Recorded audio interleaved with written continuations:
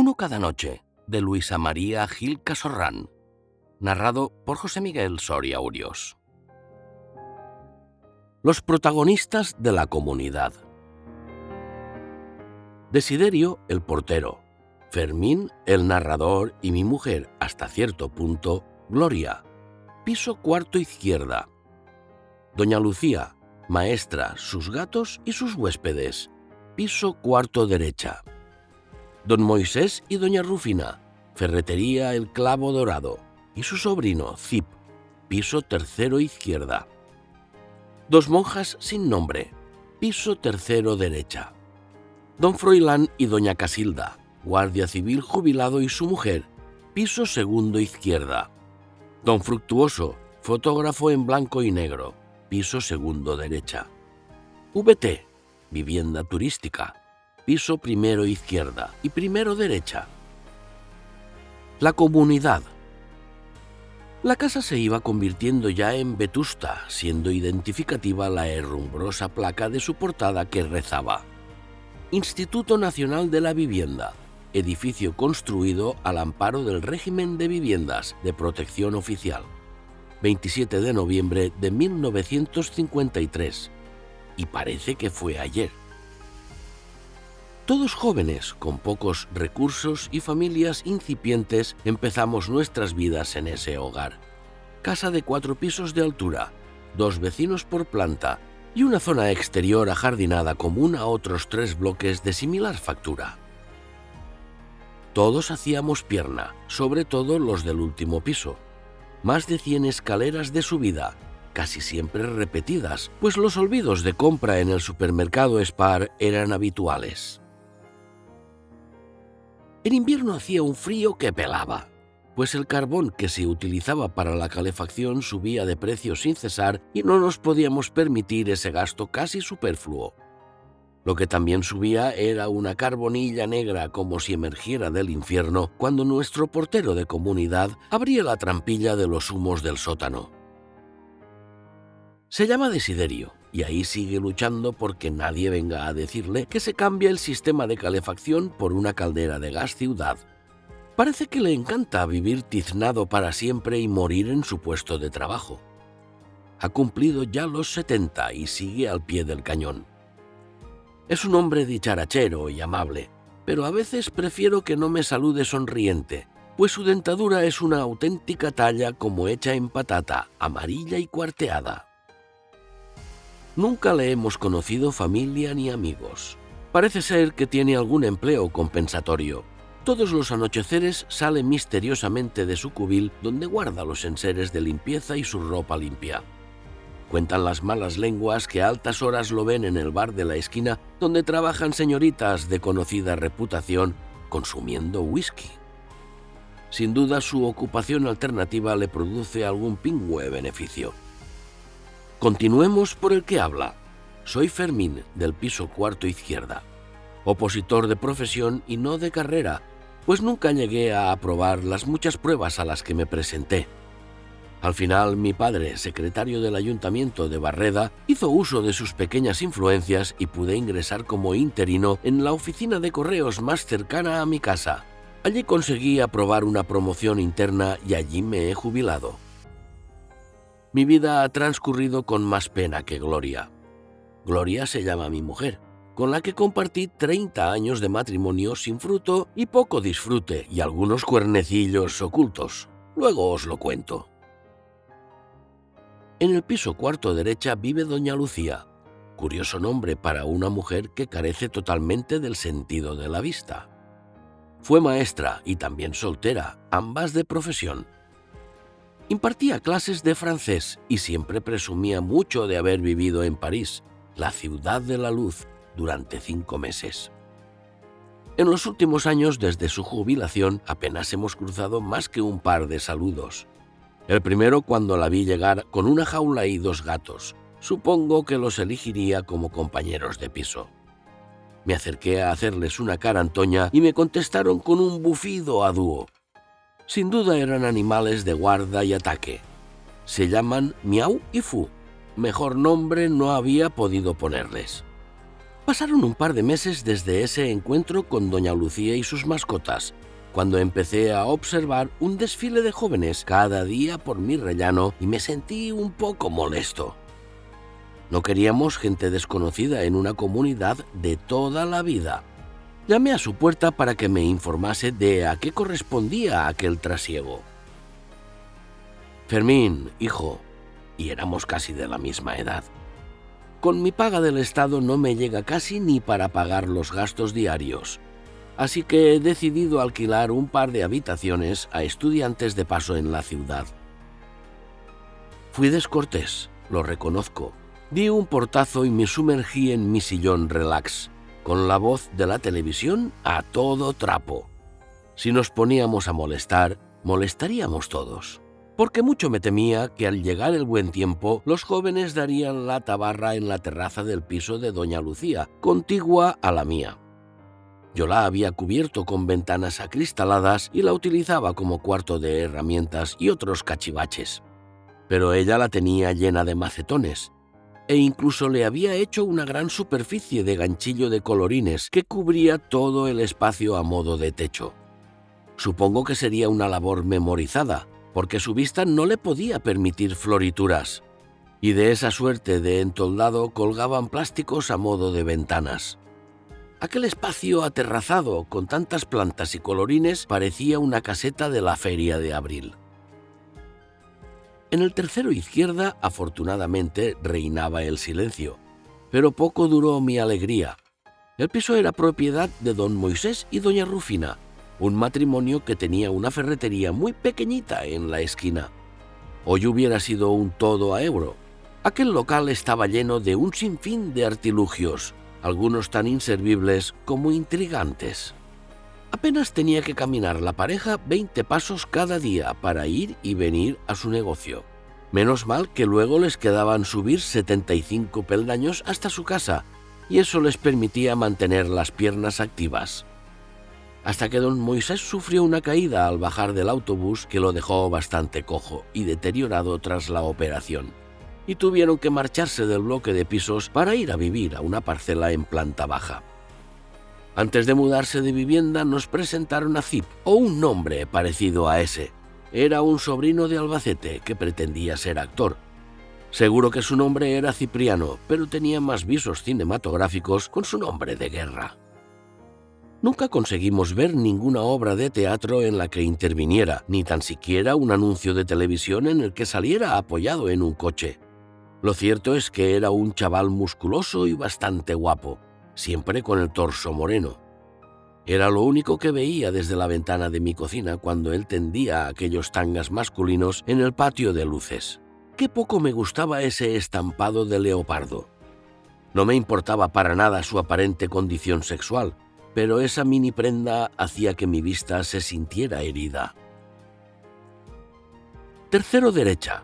Qué original vecindario para Cipriano. 2 monjas sin uniforme ni más identificación de una cruz de plata colgada al cuello. No eran simpáticas. Menos mal que informaron a la comunidad de que pertenecían a una orden seglar y que se dedicaban a la elaboración de dulces para mantener con su venta algún tipo de ONG que tenían en Cabo Verde. Si no, me hubiera muerto de curiosidad. Esas 2 sí que guardaban silencio. Se notaba su presencia en el edificio por el delicioso aroma a masa horneada que subía por los conductos comunitarios de las cocinas. A veces me reía con mi vecino del segundo izquierda. Don Froilán, guardia civil ya retirado, vivía sin pena ni gloria con su mujer Casilda. Una de las razones es que la pobre señora era sorda como una tapia y tenía mucha dificultad para comunicarse. Por eso el bueno de don Froilán se pasaba las horas muertas leyendo revistas y catálogos de armas. Siempre la cabra tira al monte. Cada 2 por 3 se asomaba al rellano de la escalera, mirando arriba y abajo por si podía pegar un rato la hebra con algún vecino. Por las tardes, puntualmente a las 6, salía con doña Casilda a dar un paseo y tomar un café, justo a la hora que yo regresaba de jugar mi partidita de cartas. «¿Qué, señor sargento? Usted de paseo con su pareja como buen hijo del cuerpo». le saludaba yo con guasa. Sonreía con cara de perplejidad, quizá nunca entendió mi broma. Yo siempre subía dando grandes zancadas por la escalera para intentar pasar desapercibido para el vecino del segundo derecha. Don Fructuoso había sido fotógrafo de profesión y aprovechaba la menor ocasión para darte la vara enseñándote las últimas fotografías que había hecho en blanco y negro, o el último objetivo o ganga que había comprado en el rastro. No sé para qué necesitaba tanto artilugio, si nunca se movía del barrio. Siempre fotografiaba los mismos monumentos, los mismos bancos del parquecito, o las mismas palomas, o nietas de las anteriores, pero con el mismo aspecto de rata voladora. En mi hogar siempre había llevado Gloria la contabilidad e intendencia de la casa, pero cuando me prejubilé tuve más tiempo de ocuparme de esas cuestiones domésticas. Me pareció casi normal que mi mujer me hiciera un poco de sisa en la compra del mercado, porque era caprichosa en ir al rastro y regalarse alguna ropa que a mí me parecía absurda, y quizá a ella también, porque nunca se la vi lucir más de un par de veces. Fue a partir de ese aciago momento cuando me volví en el cotilla que ahora soy. Un martes salí de casa a las 4 de la tarde, como todos los días laborables, a jugar mi partida de guiñote en el bar Mar Azul. Cuando observé que había olvidado en casa el monedero para poder pagar mi café e incluso el de mis contrincantes si el día no se me daba bien. Era el precio de la derrota. Regresé con intención de recuperar mi dinerito cuando al entrar en el zaguán de la comunidad oí cerrar de golpe la puerta de nuestro piso. Conocía ese pequeño chirrido de gozne y el cierre seco a continuación. Decidí quedarme en el patio para pedirle a Gloria unas monedas y de paso evitarme 100 peldaños de subida y otros tantos de bajada. Pero ella nunca llegó al patio. Me sacudió en el alma una sospecha y subí los peldaños de 3 en 3 hasta mi casa. Gloria no estaba allí. Entre mis herramientas y muchos bártulos de Diógenes que yo era para los cachivaches, encontré un retrovisor de un viejo Renault 5 y lo descolgué con una cuerda por la ventana del saloncito cocina, hasta que llegó a la altura del tendedor del piso del propietario de los tangas felinos, en el tercero izquierda. Y allí estaban los dos. Los veía con toda la nitidez que mi sorpresa me permitía. Gloria llevaba un sujetador rojo, horrible por cierto, y saliendo de su escote un ramillete de billetes de 10 euros, que Cipriano arrancaba uno a uno con sus dientes de marfil, mientras que a 2 manos iba desprendiendo a mi todavía mujer de su minúscula braguita también roja. Me pareció todo tan surrealista que ni siquiera me enfadé. Colorado como un tomate, cogí de encima del armario una maleta de cuadros que nos regaló tía Ignacia cuando nos casamos y metí furiosamente en ella las primeras y más feas ropas que encontré en aquel armario, que ahora me olía a perfume masculino barato. Mi mujer tenía un gigoló y yo estaba incrédulamente histérico. A la media hora aproximadamente se abrió la puerta. Como si nada pasara, Gloria me saludó fríamente, entró y fue directamente al dormitorio. Allí estalló la bomba ante la maleta de la despedida. Yo le grité y ella ni siquiera lloró. Simplemente me dijo: estaba esperando unos días porque no sabía cómo darme la noticia. Lo cierto es que para más Inri, ahora la tengo como vecina en el tercero izquierda. Vive con él. Cip va a la compra y cocina y ella no parece la misma. Está guapa y muy maquillada siempre. Es mucho más alta subida en esos taconazos de 15 centímetros. Ella, que nunca ha sabido hacer la O con un canuto, le preparaba y supervisaba las citas con productores y directores teatrales y cinematográficos. Ya lo he visto en un par de series, y ella ha salido varias veces acompañándole en algún programa televisivo de esos de celebrities que yo no conozco de nada. Y pienso en cómo puede llevar Gloria esos zapatos con los que le dolían siempre los pies. Yo subía y bajaba las escaleras siempre rápido para no encontrarme a esos dos. Esperaba que pasasen a mayor fortuna y se largasen de esta casa. La vida transcurría día a día con más pena que gloria, otro de mis chistes fáciles, hasta que una mañana muy temprano oí unos gritos en la calle y un portazo en el patio de la comunidad. ¡Policía! ¡Policía! Imponentes estaban los 4 con su uniforme y armados. Subieron los peldaños como si los 100 escalones hubiesen menguado de número y llegaron a mi casa. Por lo visto llevaban una orden judicial de registro de todos los pisos de la comunidad, como si todos los vecinos fuésemos una banda organizada. Hice por saludarles, pero muy cortésmente me apartaron de su camino y empezaron a abrir las puertas de cada una de las habitaciones. Todo fue muy rápido. Salieron sin despedirse y llamaron insistentemente al piso de doña Lucía. Tardaba mucho en abrir la puerta y empezaron a oírse maullidos extraños de miau y fu, como si fueran vocecillas borrachas. Se notaba un poco de humo saliendo de la vivienda y los policías empezaban a impacientarse. Por fin se abrió la puerta del cuarto derecha y doña Lucía apareció como una extraterrestre tambaleante y con un color muy blanco. Entramos todos en tropel. Yo seguía a los uniformados y cuál no sería nuestra sorpresa cuando llegamos a la terraza. Era todavía una selva de marihuana, una producción casi industrial, y los 2 supuestos estudiantes huéspedes del piso estaban quemando aceleradamente las pruebas del delito. Los agentes Fernández y Ruiz se miraban estupefactos. No era eso lo que estaban buscando. Por el humo se sabe dónde está el fuego, y en este caso descubrieron un tema que imaginaron muy diferente al del chivatazo que les había llegado a comisaría, aunque el denunciante había sido muy ambiguo.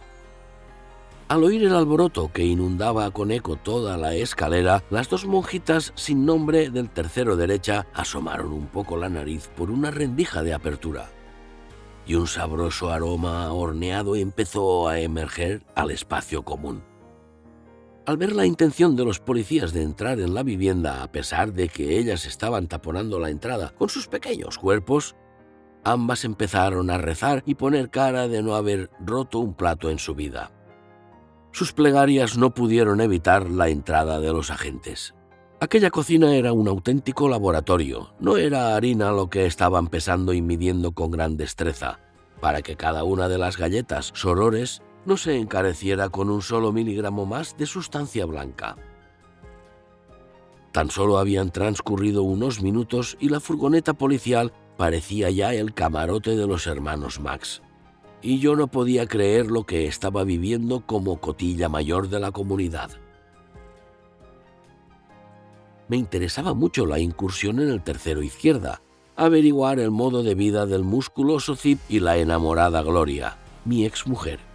Pero para mi sorpresa, el que abrió la puerta con la cara roja como un tomate fue don Fructuoso, el maniático fotógrafo del segundo derecha, cámara en ristre. Inmediatamente los polis le interceptaron la máquina y empezaron a visualizar las imágenes que contenía. Con el rabillo del ojo y por encima del hombro del más bajito pude ver 2 cuerpos en acción, con unas posturas increíbles. No sé si sería cama, pero sutra era seguro. Me aseguré de que ningún vecino rondase por el alrededor de aquel comprometido momento. Aunque Gloria ya fuera mi exmujer, estaba muy fastidiado por aquella situación de hombre abandonado por la que parecía ser una sex bomb. No quería ni pensar en que aquellas fotografías fueran destinadas a ser vendidas a las redes, pero tenía toda la pinta de ser así. Doña Casilda no oyó el follón que se había organizado en el rellano del tercero. Cada día estaba más sorda o fingía estarlo.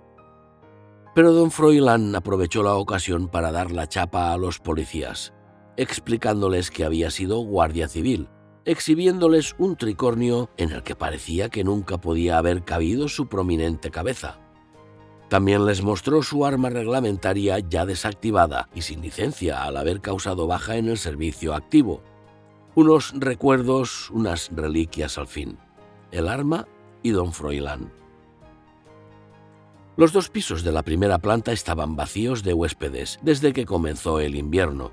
Como la zona de la casa no es muy turística, tampoco pueden ser muy elevados los precios del alquiler. por lo que en invierno la sociedad propietaria de la primera planta decidió mantenerlos desocupados y con la calefacción apagada, pues costaba más dinero el pan que las tortas. Yo seguía acompañando como un perro faldero a los policías y les informé de que ya no vivía nadie más en el edificio. El único que tenía acceso a las zonas comunes, además de los vecinos, era Desiderio, nuestro portero. Quiso la casualidad que en aquel momento llegase a dar vuelta por el cuarto de la calefacción. Puso cara de susto al ver semejante movimiento por las escaleras, en el patio y en el furgón policial. Muy amablemente le pidieron inspeccionar el cubil de 2 metros cuadrados donde guardaba enseres de limpieza y ropa de trabajo. Nada. Solicitaron que les abriese la puerta del cuarto de calderas y allí apareció el premio a la constancia investigadora. Ahora sabían cuál era el caramelo que estaban buscando, aunque los bombones sorpresa anteriores habían sido muy satisfactorios. Aquello era un auténtico alijo de whisky y otras bebidas alcohólicas que le vendían a nuestro conserje, a precio de ganga, varios sujetos conocidos que se dedicaban a alunizar en supermercados. Y una caja metálica con varios miles de euros de procedencia desconocida apareció oculta en el depósito del carbón destinado a calentar a los usufructos de tan original comunidad. Nadie hubiera sospechado de un solterón, portero de finca urbana, que al final de su jornada va a tomarse una copita a un bar de Alterne. La reventa le produjo beneficios y hoy un gran disgusto. Otro al furgón policial y todos ellos rumbo a comisaría. Ascendí a paso lento hasta el cuarto izquierda y tuve que cubrir mi boca con la mano para que no se oyese la gran carcajada que salió de mi alma.